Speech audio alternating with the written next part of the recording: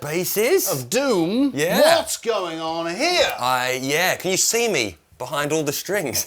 That is, whoa, dude. Yeah. So we thought we'd touch on what Ibanez has been up to, involving many strings. Well, yeah. Sixes and sevens that we've got in stock at the moment.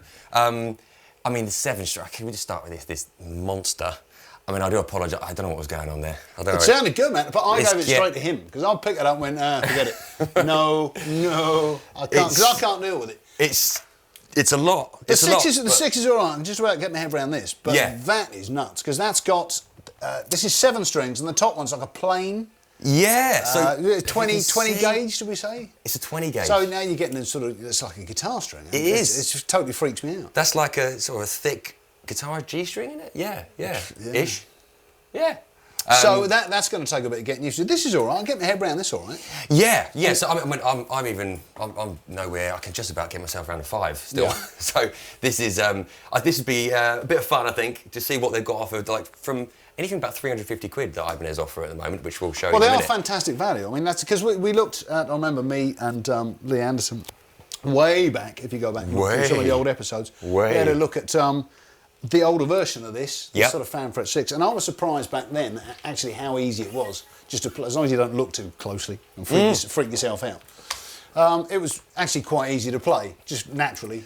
You know, and the 6 strings didn't bother me too much, and the fan frets didn't bother me too much either. Yeah. I mean wow. Yeah, I'd need a bit of time to sit down and work that out. But Same here. You're all over it straight away. I know it's a weird. You know, you're not used to hearing that register coming out of what you're doing, you know, and say we were saying before, a 20 gauge string, playing that with your fingers. Yes, that's terrifying. Angle. It's like a sort of cheese cutter, isn't it? You immediately a little bit. You lay into it a bit hard, and you're going to take the top of your finger off. Yeah, which of course you're not. Yeah, you might. You might. Depends how you... But yeah, it's a very strange experience. But one that I think straight away, I think if I'd give me a day with this, I think I'd absolutely fall in love with it. Well, we haven't got a day, so... we haven't got a day. Anyway, let's move on. But I think before we get onto the actual models, I think it's just discuss why. Why would you want a 6-string bass? Why would you want a 5-string bass? It's the same thing, really. Well, of course it is, yes, because you've got your traditionalists, you know, who don't want any more than a standard 4-string, which is fine, and nothing wrong with that. I've been like that most of my life. But you know, let's not bury our heads in the sand here. No, let's open our minds. Open our minds. Let's expand our possibilities. The low end.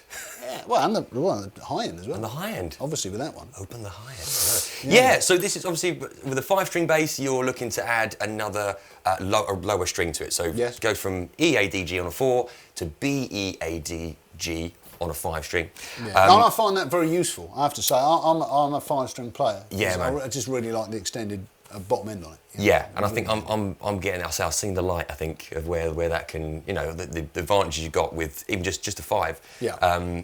Positionally as well, like, you know, you don't have to be shifting yourself around so much, and just the extended register, those extra little 5 notes that do make such a difference when you're down the bottom end. So then you take it one step further with a 6, add another high string onto the other end of it. So you've got a high C, is that right? It is high C, yeah. High Cs. The high Cs. We're on the high Cs. It is a C, yeah. So yeah, we're going B, A, D, G, C. So the interesting thing to note about with the basses, as you add more strings, it's not like a guitar, which you get to so far and then suddenly it goes a step out. Because that's what freaks me out about that. Because I want to start playing it like a guitar, and of course you don't. You've got that shift. There isn't down. A shift. Yeah, there isn't. No, where it goes from G to B to E. This just keeps going up in like actually, I can show you that. So like in a triad kind of thing. So where am I? D. Okay, right.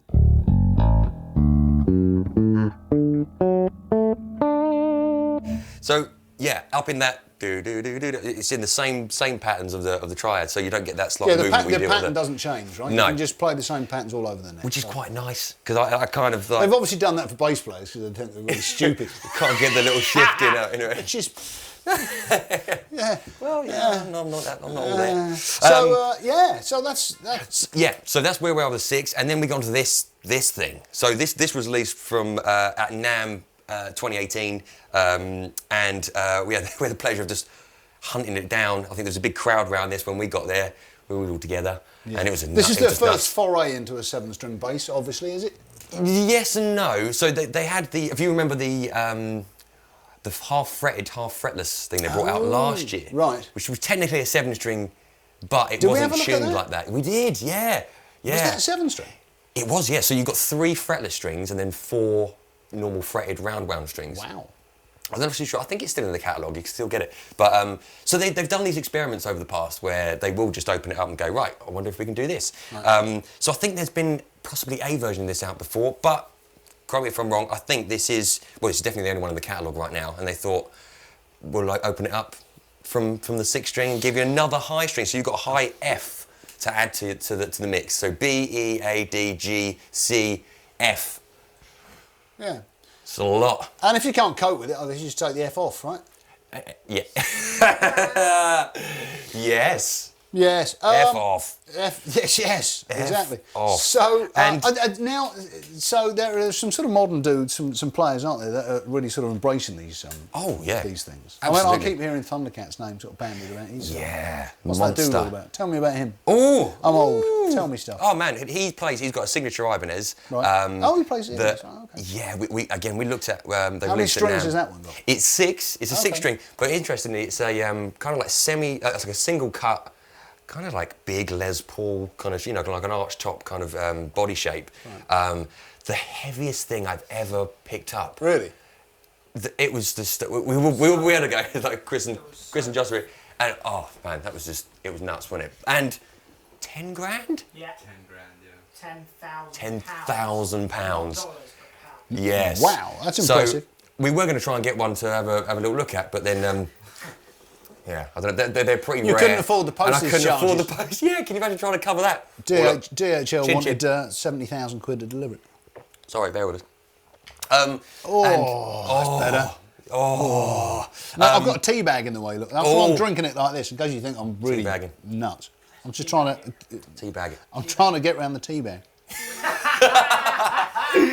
I don't know what they mean.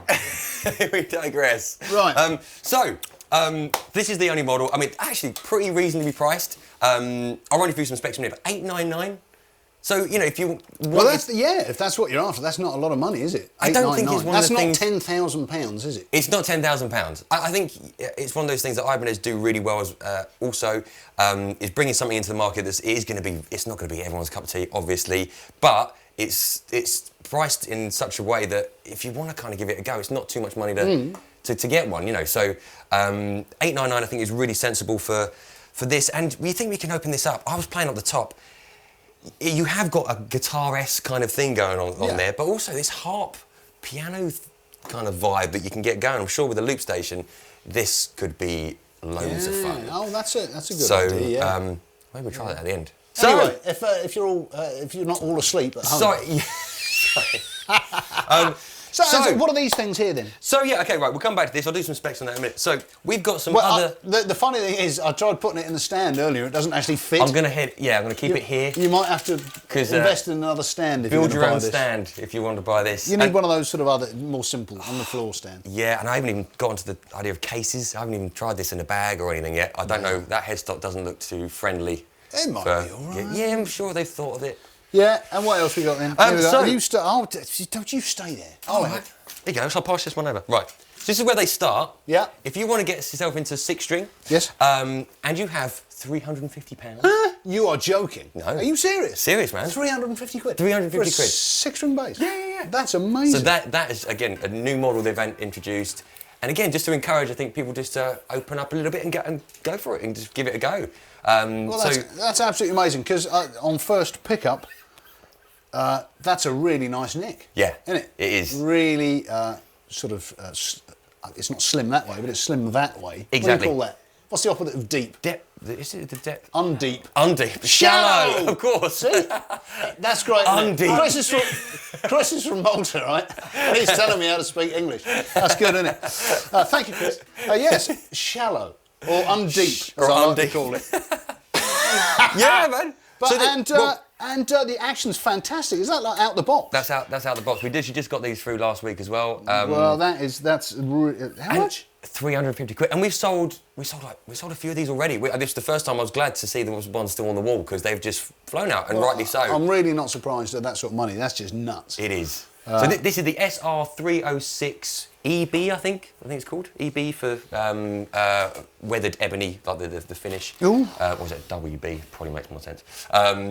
But yeah, you've got your standard sort of 3-band EQ that you get with Ibanez, pickup balancer, volume, and I think it's a mid-frequency switch, or is that a tap? That's a power tap. So you've got a few different combinations of splitting the coils there as well. Yeah, you've got like a million pole pieces in these pickups. A million pole pieces. Yeah. But yeah, let's. I mean, it's pretty decent. It's mahogany body. It's 5-piece maple and rosewood neck. So extra rigidity there. They're able to build it. Rosewood fingerboard. That's a very light looking rosewood, but that is a rosewood board. And also, it's a light bass too, it's not heavy at all. No. Actually, all of these, even this, it's not too weighty. I think this is the Ibanez bodies, they're so thin, aren't they? It makes it so usable. Yeah, and what's the deal with this other one then? So, if you wanted to spend a little bit more money, you can go up to the 500 series, which is the SR506. Okay. BM, brown mahogany, I think, if I'm getting my Ibanez bits right. So this is where they start to upgrade. You've got Bartolini pickups in this instead of the Ibanez designed. This, I believe, this does go up instead of a tap and coil option. This is the 3-way mid-frequency switch. Okay. Which this has got in as well. So it just gives you the some options in the mid-range. Right. And this is let me have a look at what we got on here.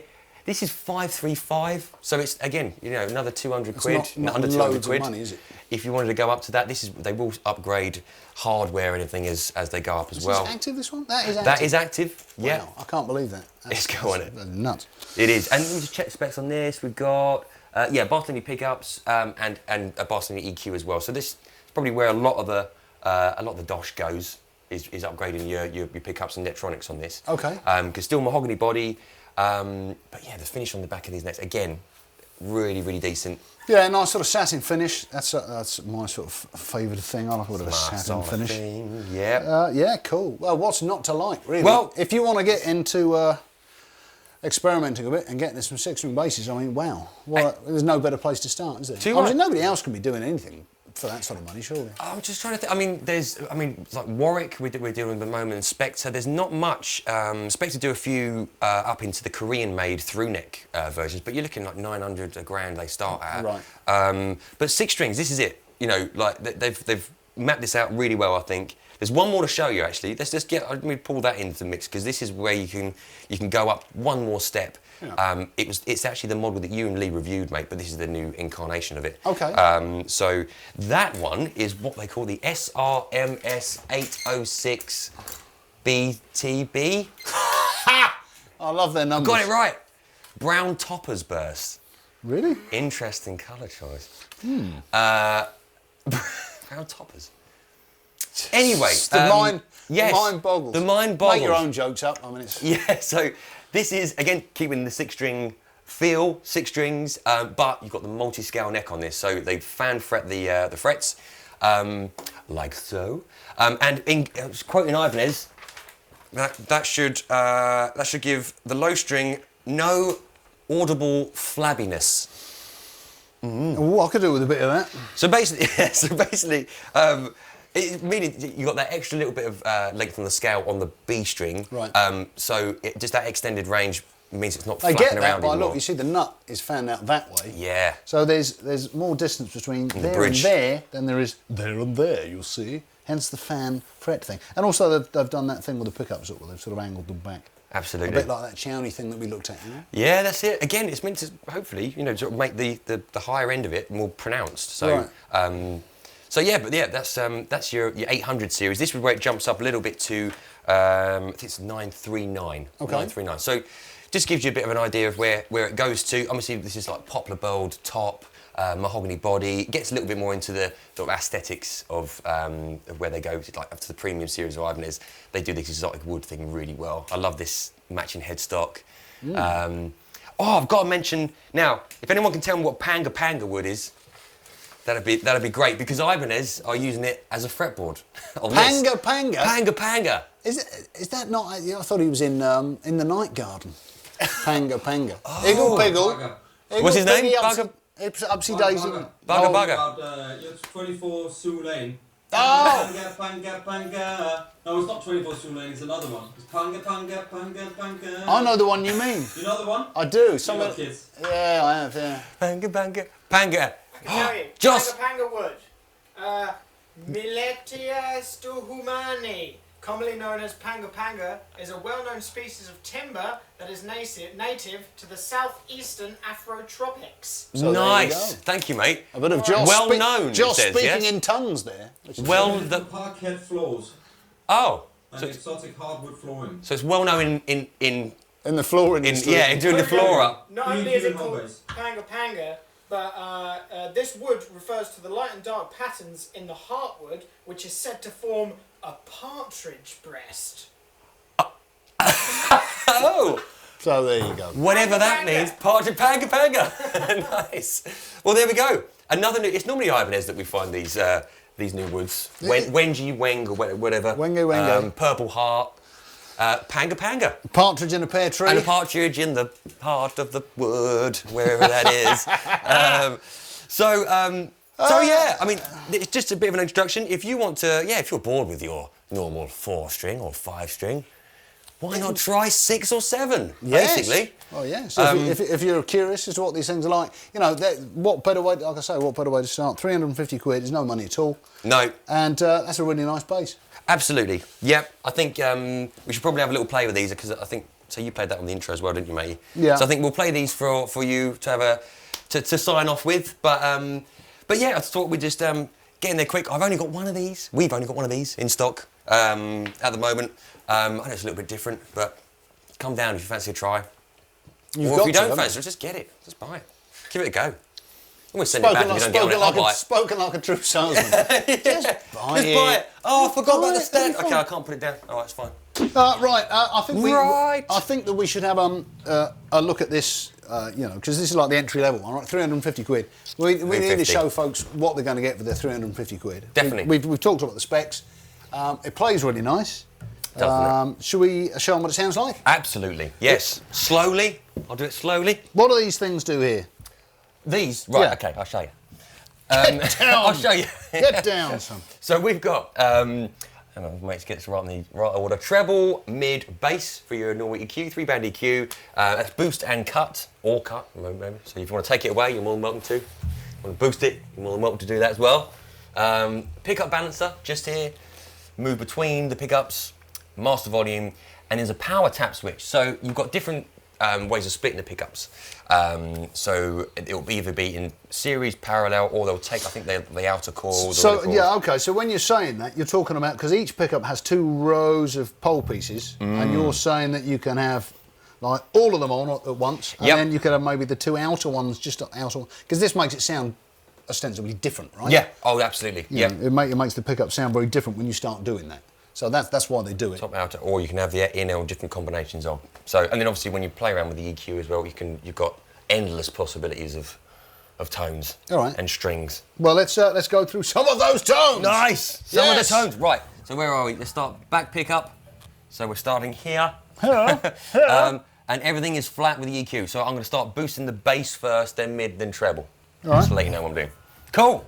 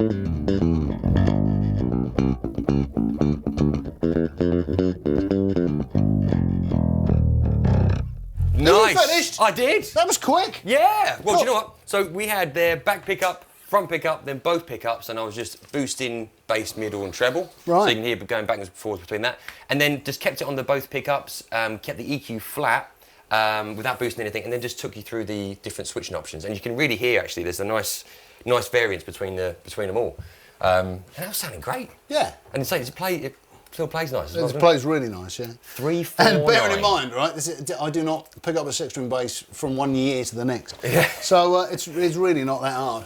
Yeah, this is it. You know, once you get adapt. get into it, yeah, too right. Do not be put off. Do not think, oh, I'll never be able to do that, because Nah. it's really not that hard. No, this is it. So, yeah, get involved. Love it. Yeah, well, I'll tell you what, we'll have a little jam out. I'll play the SR 506 so you can hear that on the way out as well. Oogie doogie. Oogie doogie. That's got the Bartolini pickups and the preamp, just different than this. But yeah, come down.